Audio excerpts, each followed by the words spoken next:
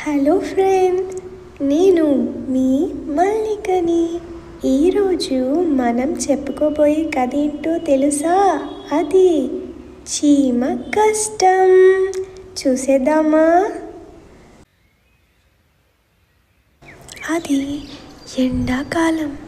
ఆ సమయంలో చీమలు తమ ఆహారాన్ని చలికాలం కోసమని పోగు చేసుకుంటూ ఉంటాయి. ఎంతో కష్టపడి ఒక చీమ తన ఆహారాన్ని కూడా పోగు చేసుకుంటుంది. అలా చీమ తన ఆహారాన్ని సేకరిస్తున్న సమయంలో కొన్ని గొల్లభామలు కలిసి చీమతో ఇలా అంటాయి, ఆహా చీమ, ఏంటి అప్పుడే ఆహారాన్ని సేకరిస్తున్నావా? చలికాలానికి ఇంకా చాలా సమయం ఉంది మిత్రమా.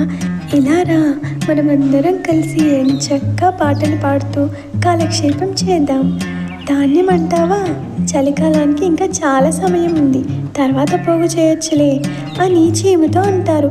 అయినా కానీ చీమ గొల్లభామల మాట వినకుండా తన చలికాలానికి ఆహారాన్ని పోగు చేసుకుంటూ ఉంటుంది. ఇంతలో చలికాలం రానే వచ్చింది. గొల్లభామలు చలికి వణికిపోతూ ఉన్నాయి. కానీ చీమ మాత్రం ఎంచక్కా ఎండాకాలంలో పోగు చేసుకున్న ఆహారాన్ని ఇప్పుడు తింటూ ఉంటుంది. గొల్లభామలు ఏ దారి లేక ఏ ఆహారము లేక ఉంటాయి. ఇక ఏం తోచాలో తెలియక అవి చీమని ఆహారం కోసం అడుగుతాయి. చీమ తన దయాగుణంతో గొల్లభామలకు ఆహారం ఇస్తుంది. ఇక ఇది గొల్లభామలకు ఒక మంచి గుణపాఠంగా మారుతుంది. ఇంకెప్పుడు సోమరితనంగా ఉండొద్దు మిత్రులారా అని గొల్లభామలు అనుకుంటూ ఉంటాయి.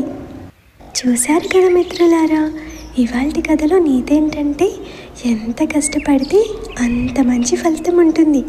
సోమరితనంగా ఉండకండి. ఈరోజు కథ నచ్చింది కదా?